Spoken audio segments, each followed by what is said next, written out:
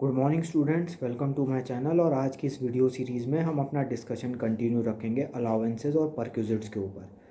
तो अलाउंसेस क्या होती हैं, अलाउंसेस की टैक्स लायबिलिटी क्या होती है, अलाउंसेस का एक कंसेप्ट हमने अच्छे से सीख लिया था अपनी पिछली वीडियो में। तो जहाँ से हमने छोड़ा था अलाउंसेस वाला सेक्शन पिछली वीडियो में, उसी को हम आगे कंटिन्यू रखेंगे। उसके अलावा हम परक्यूजिट्स क्या होते हैं, परक्यूजिट्स की टैक्स लायबिलिटी क्या होती है, डेफिनेशन क्या होती है, इसको हम सीखेंगे। परक्यूजिट्स का एक बेसिक कंसेप्ट क्या होता है, उसके ऊपर आज हम फोकस करेंगे। तो पिछली वीडियो को अगर आपने नहीं देखा है तो एक बार ज़रूर उसको देख लें, कुछ भी स्किप ना करें, ठीक है। अगर पीछे की कुछ भी स्किप हो जाएगा तो ये कंसेप्ट आपको समझ में नहीं आएगा। तो जब तक पीछे का क्लियर ना हो तब तक इस वीडियो को ना देखें। पिछले वीडियो को आप जाके देखें, फिर उसके बाद इस वीडियो पे आएँ। अगर आपने पिछला वीडियो देख लिया है तो इस वीडियो को आगे कंटिन्यू करें। तो without any further delay start करते हैं आज का वीडियो लेक्चर।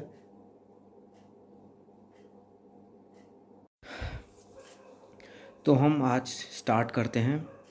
तो पिछली वीडियो में मैंने स्पेशल अलाउंस तक डिस्कस कर रहा था। स्पेशल अलाउंस मतलब जो पर्सन्स किसी स्पेशल सर्कमस्टांसेस में काम करते हैं या किसी स्पेशल कंडीशन में काम करते हैं, उनको कुछ एक्स्ट्रा पेमेंट दिया जाता है कि वो उस डिफ़िकल्ट कंडीशन में या उस, जिसे कह सकते हो डिफ़िकल्ट कंडीशन में, या किसी जिसे कह सकते हो बैकवर्ड एरिया में या किसी भी डेंजरस एरिया में अगर कोई पर्सन सर्व कर रहा है तो उसको उसके लिए स्पेशल अलाउंस मिलती है।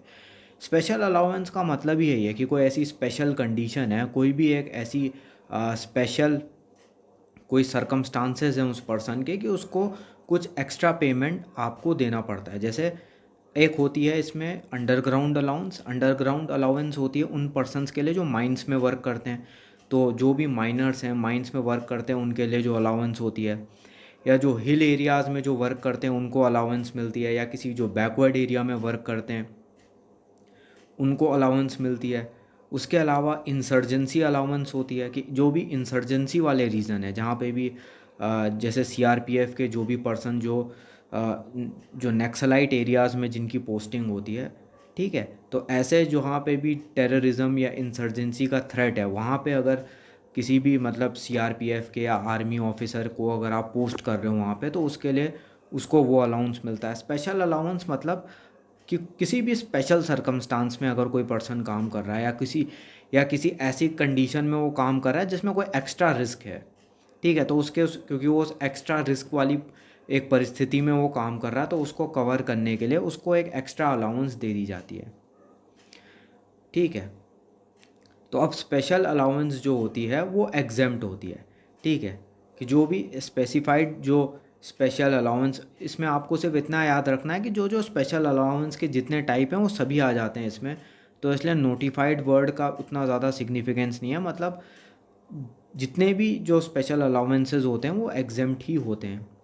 उसके बाद आपका आता है फॉरेन अलाउंस। फॉरेन अलाउंस मतलब जो भी पर्सन इंडिया के बाहर काम कर रहा है तो उसके लिए, because he is working outside India, तो हो सकता हो जिस कंट्री में वो वर्क कर रहा हो वहाँ एक कॉस्ट ऑफ लिविंग बहुत हाई हो, तो उस कॉस्ट ऑफ लिविंग को कंपनसेट करने के लिए उसको अलाउंस पे करी जाती है।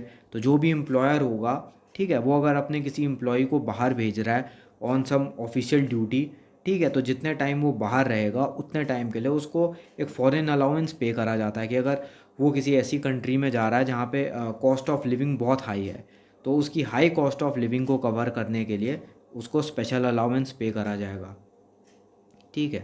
अब इसका क्या स्टेटस है? Exempt from tax if paid outside India by the government to an Indian citizen for rendering service outside India. सीधे सीधे मतलब ये है कि अगर कोई गवर्नमेंट एम्प्लॉय इंडिया के बाहर जाके अगर कोई सर्विस प्रोवाइड कर रहा है, ठीक है, जैसा कि मैंने एग्जांपल दिया था, जो भी हमारे जो इंडियन फॉरेन सर्विस के जैसे लोग हैं, ठीक है, जो हमारे डिप्लोमेट्स हैं, एम्बेसडर्स हैं, काउंसलर्स हैं, तो ये जो बाहर काम कर रहे हैं, ठीक है, तो ये जिस भी बाहर के देश में रह के ये अपनी सर्विसेज प्रोवाइड कर रहे हैं, उसके बदले में हमारे देश की सरकार इनको कंपनसेशन प्रोवाइड कर रही है एक्स्ट्रा, ठीक है। तो अगर हमारी गवर्नमेंट, अगर हमारी सरकार किसी भी सरकारी कर्मचारी को जो बाहर तैनात है, देश के बाहर तैनात है, ठीक है, तो उस पर्सन को जो भी फॉरेन अलाउंस मिलेगा वो एग्जेम्प्ट हो जाएगा। लेकिन अगर मान लीजिए कोई पर्सन अगर सपोज़ करो किसी प्राइवेट कंपनी में जॉब करता है और उसकी कंपनी ने उसको अगर किसी दूसरे कंट्री में भेजा है और वहाँ पे उसको कोई फॉरेन अलाउंस मिलता है, तो तब उस केस में जो भी फॉरेन अलाउंस उसे मिलेगा वो टैक्सेबल हो जाएगा। अदरवाइज़ अगर गवर्नमेंट एम्प्लॉय है, सीधे सीधे आपको सिर्फ इतना याद रखना है, अगर गवर्नमेंट एम्प्लॉय है तो टैक्सेबल नहीं होगा, और अगर वो प्राइवेट एम्प्लॉय है तो टैक्सेबल हो जाएगा। ठीक है। Tiffin allowance, medical allowance and servant allowance. ठीक है। तो टिफ़िन अलाउंस का मतलब होता है जो भी आपको जो फूड की फैसिलिटी मिल रही है एट वर्क, ठीक है, वो। फिक्स्ड मेडिकल अलाउंस कि अगर आपका जॉब कुछ ऐसा है कि आपको बार बार मेडिकल चेकअप कराना पड़ता है तो उस मेडिकल चेकअप के लिए जो भी अलाउंस मिल रहा है वो। और सर्वेंट अलाउंस, ठीक है, तो ये टैक्सेबल हो जाएगा। अब इसमें कुछ ऐसे अलाउंसेस भी होते हैं जो कि टैक्सेबल नहीं होते। ठीक है। जैसे अलाउंसेस टू हाई कोर्ट जजेस, तो हाई कोर्ट के जजेस को जो अलाउंस मिलती है वो टैक्सेबल नहीं होती, उसके ऊपर कोई टैक्स अप्लाई नहीं होगा, वो टैक्स के दायरे में नहीं आती है। ठीक है। उसके बाद allowance from a united nation organisation, कि अगर किसी यूनाइटेड नेशन की किसी संस्था में आप काम कर रहे हो और वहाँ से आप कोई अलाउंस रिसीव कर रहे हो तो वो भी टैक्सेबल नहीं होता है। ठीक है। Compensatory allowance under article 222 sub clause 2 of the constitution, ये भी टैक्सेबल नहीं है। Sumptuary allowance to serving chairman members of UPSC, ठीक है, जो भी यूपीएससी के चेयरमैन हैं या उसके मेंबर हैं, ठीक है, उनको जो भी अलाउंसेस मिलते हैं वो भी टैक्सेबल नहीं होते। Allowances to retired chairman and retired members of UPSC, ठीक है, जो रिटायर्ड चेयरमैन है अगर यूपीएससी का या यूपीएससी के रिटायर्ड मेंबर हैं, वो जो अलाउंस रिसीव कर रहे हैं उसका क्या होगा। An allowance subject to maximum of ₹14,000 per month for defraying the service of an orderly and for meeting expenses incurred towards secretarial assistance on contract basis is not chargeable to tax, कि maximum 14,000 तक की जो भी allowance receive कर रहा है वो person, वो टैक्सेबल नहीं होगी। कि अगर यूपीएससी का रिटायर्ड चेयरमैन या जो भी रिटायर्ड मेंबर जो भी अलाउंस रिसीव कर रहे हैं वो 14,000 तक एग्जेम्प्ट होगी, उस पर कोई टैक्स अप्लाई नहीं होगा। उसके बाद any other allowance, any other allowance, इसके अलावा और भी जो भी मिसलेनियस अलाउंसेस होती हैं वो टैक्सेबल हो जाती हैं। अब उसके बाद एक दूसरा एक बिल्कुल ही नया कंसेप्ट आता है उसके बाद, जिसको कहते हैं परक्यूजिट्स। अब परक्यूजिट्स क्या होता है। परक्यूजिट्स बेसिकली जो भी एक्स्ट्रा बेनिफिट्स या एक्स्ट्रा फैसिलिटीज़ जो भी प्रोवाइड कर रहा है एम्प्लॉयर अपने खर्चे पे अपने एम्प्लॉय को, कि अगर एम्प्लॉयर अपने एम्प्लॉय को कुछ भी बेनिफिट अगर प्रोवाइड कर रहा है, बेनिफिट इन द सेंस कि अगर मान लीजिए मैं एम्प्लॉयर हूँ, ठीक है, और मैं अपने किसी एम्प्लॉय को अगर कोई भी बेनिफिट, जैसे कि उसको मैंने एकोमोडेशन प्रोवाइड करा या उसको कन्वेंस की फैसिलिटी मैंने प्रोवाइड करी, या उसको कोई जैसे टेलीफोन का खर्चा या कोई भी इंटरनेट का उसका जो भी फैसिलिटी है वो मैं प्रोवाइड कर रहा हूँ, या उसको कोई भी सर्वेंट या हेल्पर या कोई भी इस तरह का कोई डोमेस्टिक काम करने के लिए कोई भी एक पर्सन मैंने प्रोवाइड कर रखा है उसे। ठीक है। तो इस तरह के जो भी एक्स्ट्रा बेनिफिट्स जो apart from salary and apart from allowance जो पर्सन को मिलते हैं उसे कहते हैं परक्यूजिट्स। ठीक है। अब परक्यूजिट्स में और अलाउंस में क्या अंतर होता है। अब परक्यूजिट बेसिकली वो चीज़ है जो आपको इन एडिशन टू सैलरी मिल रही है, तो आप कहेंगे अलाउंस भी इन एडिशन टू सैलरी होती है, तो फिर अलाउंस में और परक्यूजिट में बेसिकली अंतर क्या है। अब अलाउंस में और परक्यूजिट में जो बेसिक अंतर है वो ये है कि अलाउंस जो होती है, एक चीज़ सबसे पहले इसको ध्यान रखिएगा कि अलाउंस हमेशा कैश में पे होती है, ठीक है। अलाउंस जो भी मिलती है वो हमेशा कैश में ही मिलती है, ठीक है। आप कभी भी अलाउंस को काइंड में नहीं देते, ठीक है। तो अलाउंस हमेशा कैश में मिलती है। परक्विजिट्स जो होता है वो कैश में भी हो सकता है, काइंड में भी हो सकता है। It can be in cash और it can be in kind, ठीक है। अब इन काइंड कैसे हो सकता है कि अगर मान लीजिए मैं अगर एक एम्प्लॉयर हूँ, ठीक है, मैं अगर एम्प्लॉयर हूँ और मैं अपने किसी एम्प्लॉय को एकोमोडेशन प्रोवाइड कर रहा हूँ, ठीक है। मान लो मेरे पास अपनी खुद की एक स्टाफ के लिए कॉलोनी मैंने बनवा रखी है, वहीं पे मैंने एकोमोडेशन दे रखा है अपने एम्प्लॉय को, ठीक है।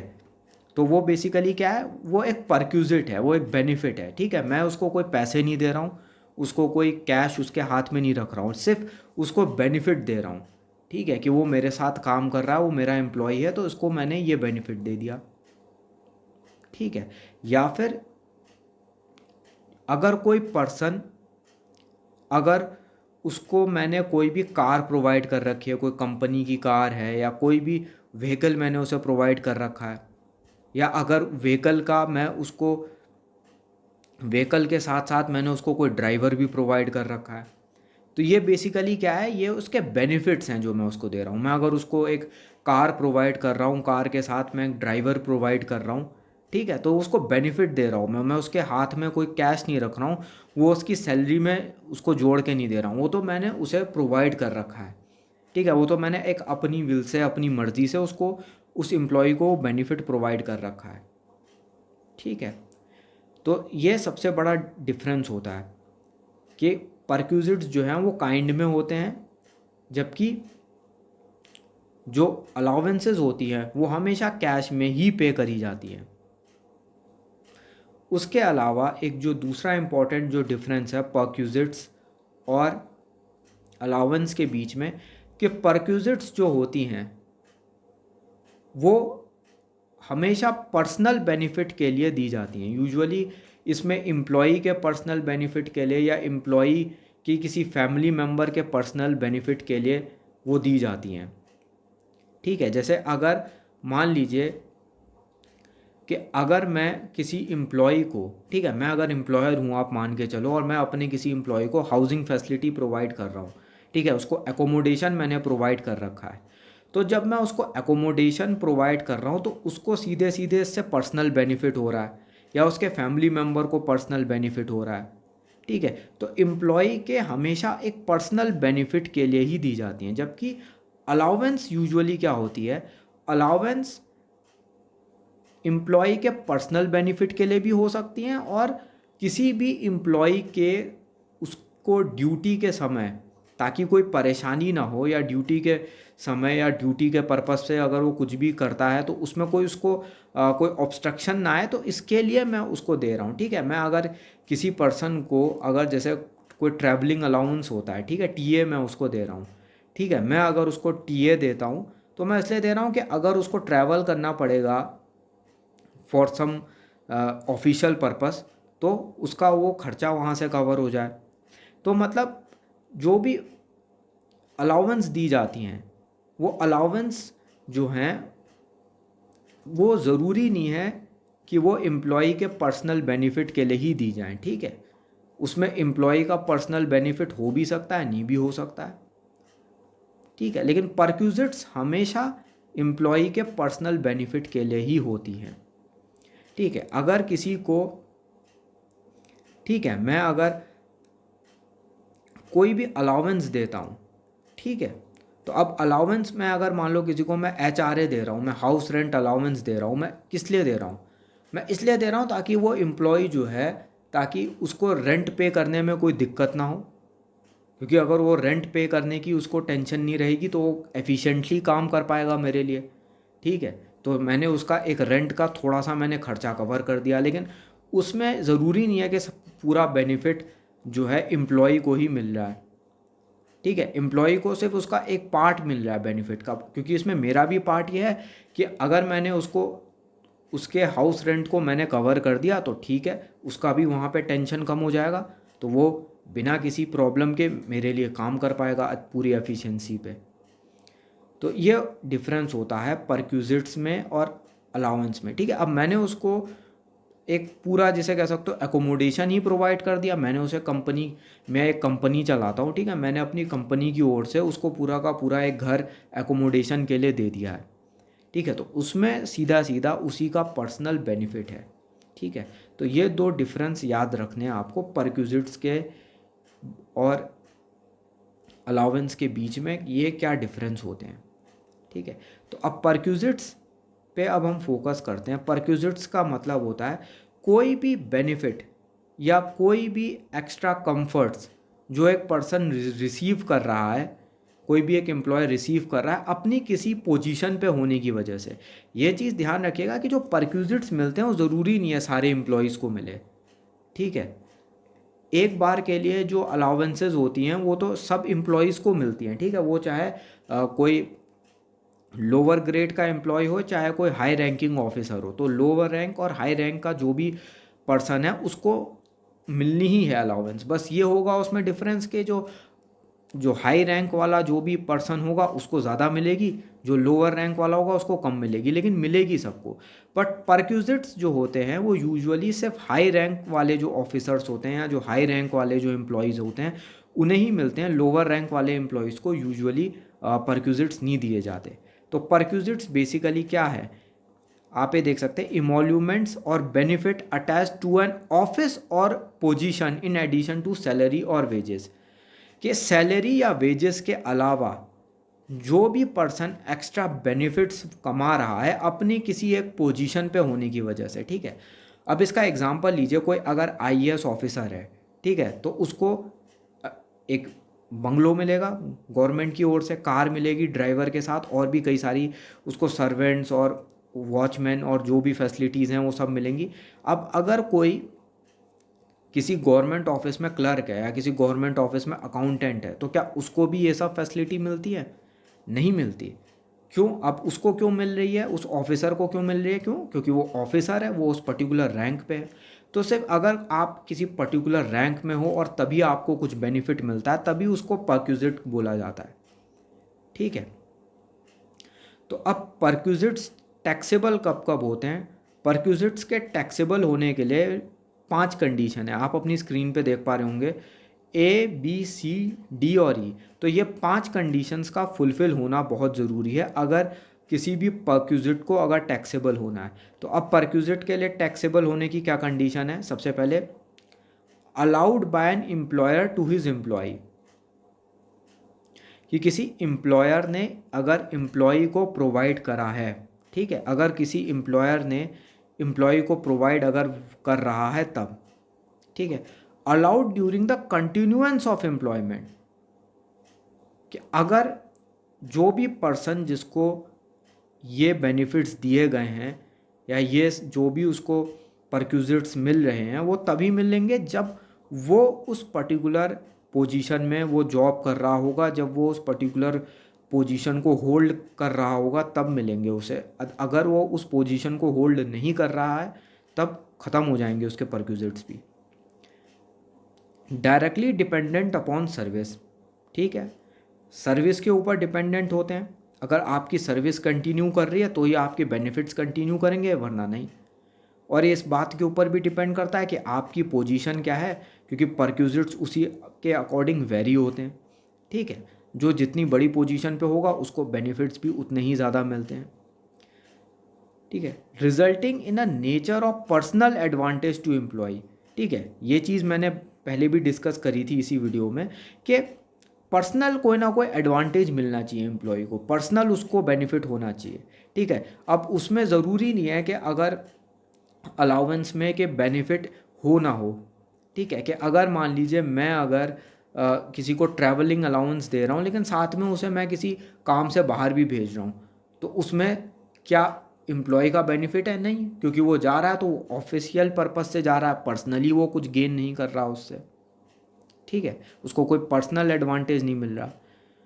और ई derive by virtue of employer's authority, ये बेसिकली एम्प्लॉयर के ऊपर डिपेंड करता है, ये एम्प्लॉयर की अथॉरिटी के ऊपर है कि एम्प्लॉयर अगर चाहे तो वो आपको परक्यूजिट्स दे सकता है वरना नहीं देगा। तो आपको परक्यूजिट्स मिलेंगे या नहीं मिलेंगे या कितने मिलेंगे, ये बेसिकली आपके एम्प्लॉयर की विश के ऊपर डिपेंड करता है। ये एम्प्लॉयर अगर आपको देता है तो, ठीक है। जैसे गवर्नमेंट एम्प्लॉयज़ के केस में यूजुअली क्या होता है, जो भी सिविल सर्विसेज के जो रूल होते हैं उसके अकॉर्डिंग ये तय होता है कि किसको कितना परक्यूजिट्स मिलेगा या किस रैंक के ऑफिसर को कितने बेनिफिट्स मिलेंगे, ठीक है। तो ये इसके ऊपर डिपेंड करता है कि एम्प्लॉयर ने ऑथोराइज़ करा है या नहीं करा। अगर एम्प्लॉयर कोई बेनिफिट दे रहा है आपको, एम्प्लॉयर अगर अपनी एंड से अगर उसको ऑथोराइज़ कर रहा है, तब वो टैक्सेबल होगा, ठीक है। तभी उसे माना जाएगा कि वो लीगली वो एक परक्यूजिट है, ठीक है।